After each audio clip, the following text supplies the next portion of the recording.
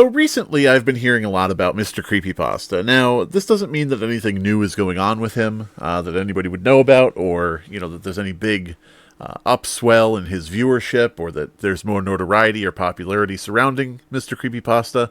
What this means is that I generally, by random chance, have heard about Mr. Creepypasta quite a lot lately, through various mentions in random places. One of these being CreepCast, where I think it was Wendigoon mentioned, listening to Mr. Creepypasta and CreepCast. I remember listening to this in high school, and then at every subsequent sleepover I went to for the rest of the year, I would play it, Mr. Creepypasta's reading to terrify people. I didn't have a lot of friends. And I was sitting there thinking, oh, if they only knew what they were touching upon when they reference the illustrious careers of Mr. Creepypasta and CreepCast. Two dudes who, in their 20s in 2012, 2013, and so on, could not keep it in their pants when talking to little girls online. Now, you may be saying to yourself, Slimebeast, whoa, whoa, whoa. Whoa, whoa, whoa, whoa, whoa, whoa. Slimebeast, stop it. CreepCast, yes, he has a rather shady past dealing with children. And yes, this is proven because podcasts from 2013 are still up to this day, over 10 years later, wherein he is talking inappropriately with children. What have you done? Okay, question. Anal. No, that deserves this. Not sure about that. And now we're back to Pikachu in the shower. And meanwhile, on Crease's second channel. Erotica, featuring Scarecrow 1719. And me, a 14-year-old girl. Anyway, could you fit... Whoa. You have to read it aloud. Whoa. Could you fit a baseball inside your butt? Wow. Who comes up with these ideas? Could you put a baseball inside your butt? Oh, you know how women can shoot table tennis balls out the front end. That's imagine that. This is another level on that. It's like, hey girls, want to play baseball? Oh, I can. Just imagine the noise. Just imagine the. Like you said, their front end. MTC's noise comes to mind. It's just get disconnected. You can tell he wants it to. Really? Yeah. Welcome to the batting cages. So, wanna play a game? I want to play a game. Yeah, but who, what, you just randomly poop balls outside of your butt? That's just not right. I think you I'm should pretty go sure you can find that on the internet. In fact, I remember someone in this chat, not naming names, has sent a GIF of that happening. I remember. What? You Reaper, isn't it? No, it was 3 small basketballs coming out simultaneously. 3! They're all the sizes. Softballs. Balls. I think we should move on. I think this is getting a little inappropriate. I know, next question. Yes, CreepCast is proven, beyond a shadow of a doubt, to have had inappropriate relationships with little teen girls and little preteen girls who wanted to be narrators and saw him as an authority figure and someone who could help their career get going. Yes, he did abuse that relationship, and he did meet with some of these girls in person, one-on-one, and posted on Facebook about it. As you can see in these replies on a Facebook post about CreepCast meeting up with Zombie Doll, a 14-year-old girl, Dolly, aka Zombie Doll, is actually posting from CreepCast's Facebook account because they're in the same place at the same time, and she's posting on his phone or his computer. So you got 2 comments there. One from Dolly and one from Creeps himself. Fucking weird. But besides all that, why go after Mr. Creepypasta? Mr. Creepypasta, he was blameless in all of that, right? Well, here's the thing. Mr. Creepypasta was there for a lot of this shit. He was on the sidelines. He was making memes about CreepCast going after these little girls. He was making jokes about it. There was a quote from Mr. Creepypasta where he said that CreepCast was going to get a reputation as a pervert or a jerk or whatever for going after little girls. Ha ha ha ha ha ha ha. Rebecca Brown. BB, I'm gonna call you. BB. If I could be in a creepypasta, what would you want it to be about? Fanfic. All the shipping. I can make this happen. You do that, Tom. You do that. I will do that. I've done it You're the with next. Scarecrow, I I can can pick- do it with you. I can Pikachu in the shower too. Oh. Equal. The squeakle. You're just slowly gonna make yourself into like the scumbag of the group, making it constantly. They're just shipping everyone. Why am I right? All of them. Totally not something you should kick him out of your social circles for. But yeah, other than that, Mr. Creepypasta was just kind of on the sidelines, right? He was just kind of making fun of the pedophilia. So yeah, what is Mr. Creepypasta's blame in all of this? Well, recently somebody sent me this video. This video was re-uploaded to the Random Media Archive, which is a YouTube channel on YouTube, and yeah, this video is a lost video. It's lost media. It's a Mr. Creepypasta video that Mr. Creepypasta deleted from his channel. Now, why did Mr. Creepypasta delete this 2013 video from his channel? It might be because the story Fetish, features Scarecrow 1719. Scarecrow 1719 is the 16-year-old girl that Creeps McPasta tricked into reading an erotic story for his channel.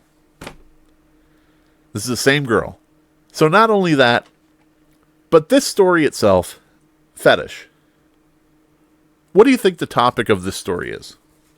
If you said fetishes or a fetish, you'd be correct. It's right there on the tin. You see the word? You see the word fetish? Fetish right there? Yeah, this is a pretty dirty story. This is a pretty perverse story. And narrating it is a 16-year-old girl who wanted to be a creepypasta narrator, who was treated in an inappropriate manner by multiple narrator YouTubers who she was interacting with in a one-on-one basis privately. Fuck. Holy fucking shit. Now, I'm not going to play this for you because obvious child reading sexual material. But what we're going to do is we're going to look at the story itself. So the story, luckily, is linked in the description. creepypasta.wikia.com/wiki/fetish. Now, the site Wikia has more recently become a fandom. It was renamed. So we're going to go take a look on the Creepypasta Wiki at this story. Not safe for work. Content warning. This page contains content that is not safe for work and may not be suitable for all audiences. Please use your own discretion to decide whether to proceed. Let's read a random line from the story. I remember just falling back on my bed behind a locked door and letting my hand slip. You can read what's on the screen. Finding a fulfilling satisfaction as I closed my eyes and let my fingers tease around. Again, what is on your screen. Mr. Creepypasta had a 16-year-old girl read this. A 16-year-old girl who was also tricked into reading lines for an erotic fanfiction Mr. had put together. That fanfiction being written by a 14-year-old girl. And now we're back to Pikachu in the shower. And meanwhile, on Crease's second channel. Erotica, featuring Scarecrow 1719. And me, a 14-year-old girl. What the actual shit were these people doing? And I say, what were they doing? Because I hope to fucking God that this ended quick back in 2013, 2014. Like, fucking God, dude. The history here is fucking abysmal. When you go down this rabbit hole, you don't come back up. Not because it's so far down that you get lost, but you get to the bottom and kill yourself. But yeah, if we look back at the original write-up in the description for the video that Mr. Creepypasta put together, it says, "So yeah, I know I said I was done, but I really, really wanted to do another story with Scarecrow." Again, a 16-year-old girl. "And I'm in this one. Sort of. I moan and scream. She did the story so goddamn well. I mean, seriously, I've never found a story played so well as this one with the female stalker thing." Boog! Fuck off! Now, what you will also find in the old descriptions of Mr. Creepypasta's videos is you will find his old Tumblr. His Tumblr, themrcreepypasta.tumblr.com. Now, something that you may find interesting about this Tumblr, I don't know, I'm just saying, is that at the bottom, when you check out the following list, you will find Perversion Princess, perversion-princess.tumblr.com. Thankfully, this is no longer up. But yeah, this blog right here, followed by Mr. Creepypasta in 2012, when he was a grown-ass man. This blog featured Lolicon. Now, you may be saying to yourself, Slimebeast, how do you know it featured Lolicon? Because I checked all of these follows, and when I clicked this one and opened it, I said,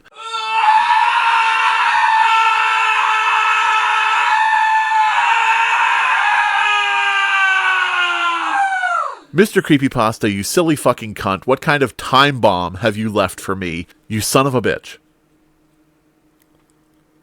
And when I say lolicon, I am not saying fully dressed child character drawn in an anime style. Fucking, where is the fucking not safe for work warning? Like you shouldn't be able to click this shit and then fucking immediately just be jump scared. But that's the 2012 internet, I guess, when people were okay with this sort of shit by and large for some reason. When people were okay with Shadman, who was followed by CreepCast, by the way. When people were okay with this shit and it just kind of slid by, and apparently it was okay to partake of that shit on the social scale of the internet. Still illegal, mind you. Illegal since, I believe, about 2003, if my research was right, after a bunch of people came into my comments saying, no, this is all legal. It's actually totally legal to possess this material, and when you say that it's against the law, you're misinforming the public about lolicons. And so I went and looked it up, and I was like, motherfucker, here's a link to the fucking law. like what the shit? They're like, well, that was repealed. That law was repealed. Fucking when? Fucking show me. You just gonna say it? Try going into a court and saying, Your Honor, this law was repealed. Take your little flash drive of lolicon. Take your little flash drive you have, and bring it down to your local police station and just share it with the cops on duty. See what they say. See what they do. See where they put you. See what happens. But yeah, I don't even have time to go through all of the old shit on Mr. Creepypasta's Tumblr. And that probably is why, until this point, it has seemed like he's completely innocent of any kind of weird or cringe behavior.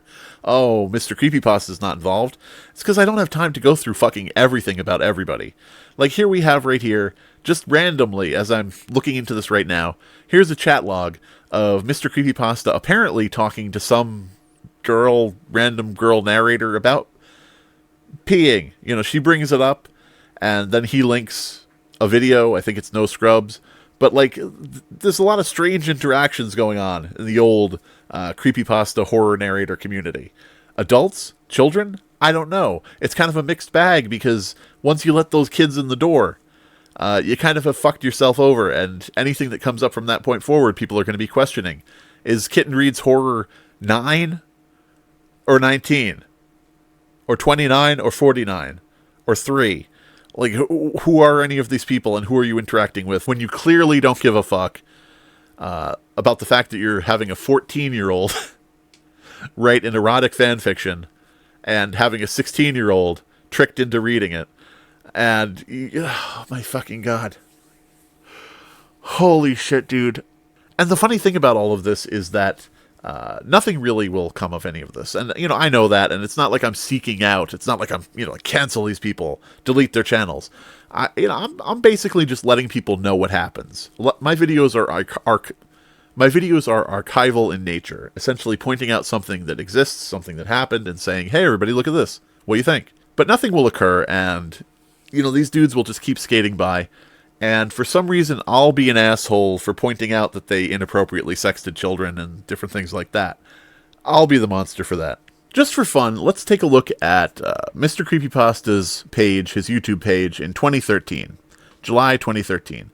Who does he link on his creepypasta buddies? Miuji, his musician. Great. Creeps McPasta, the dude who has very inappropriate relationships with children online and meets with them in person.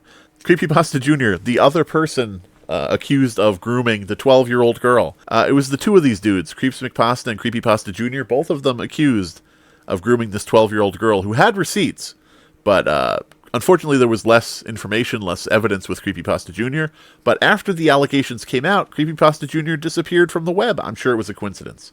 We have a Lovely Day, I don't know what that is, classier side of something. Scarecrow. Creepypasta buddy Scarecrow, a 16-year-old girl. The person we just saw discussing urination with Mr. Creepypasta, I guess. Paranormal Mango. Paranormal Mango, again, 16 years old. Fucking child. Creepy Rainbow Pasta. Creepy Rainbow Pasta at the time, Mr. Creepypasta's girlfriend. Who I believe was a fan of his that he met online. And Well Hey Productions, Old Man Murphy, who is a creepy old fucker who has hit on children on Skype and has had a record of hitting on just pretty much any female narrators he's working with. And when one rebuked him, he posted that he hoped that her food allergy would kill her. I mean, what a bunch of crazy bullshit looking back, don't you think? The lines were not just a bit blurry between adult and child relationships. The lines didn't exist. And yeah, I think that's relevant today, still, even though this is over 10 years ago. Why? Because absolutely nothing has been said about this by these people. There's been no show that they have changed directions or changed paths or changed what they believe is acceptable. Except for Creeps McPasta making a 40-minute video lying to his audience about grooming a 12-year-old girl, full of proven lies. And just in case you want an idea of just how much in their 20s these dudes were, here's Mr. Creepypasta and Creepypasta Jr. In a video in 2013, 2012 and 2013 being the window in which we know Creepypasta Jr. was allegedly acting inappropriate with children, and Creeps McPasta provably was interacting inappropriately with children, and Mr. Creepypasta was overlooking the fact that Creeps McPasta was provably and publicly interacting inappropriately with children in front of his fucking goggled, ugly face. Hello, YouTube. This is Miss Shadow Lovely, accompanied by... we're not doing this live. We are pre-recording it. Do it live. Do it live. Do it live. Do it live. Do it live. Do it live. These are some grown-ass men. These are some grown-ass men who should know better.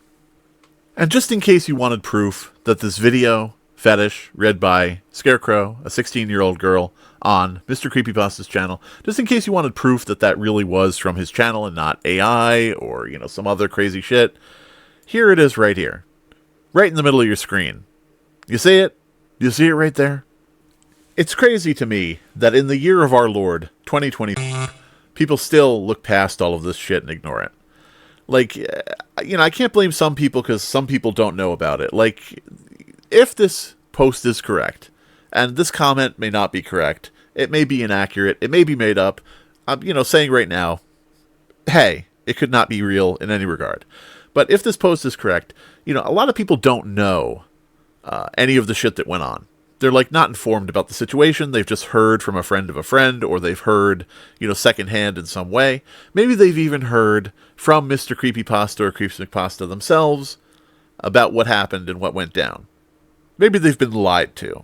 Because we have things like this, and I see something like this every few years, where this dude says, fun fact, I actually asked Isaiah, which is Wendigoon from the CreepCast podcast, so I asked Isaiah when they were touring if they'd consider covering this series meaning Abandoned by Disney. He said he's a little adverse to it because apparently the author has a history of getting into big arguments with other online personalities. Ooh, a history of getting into arguments with other online personalities. You mean like Plague Moth?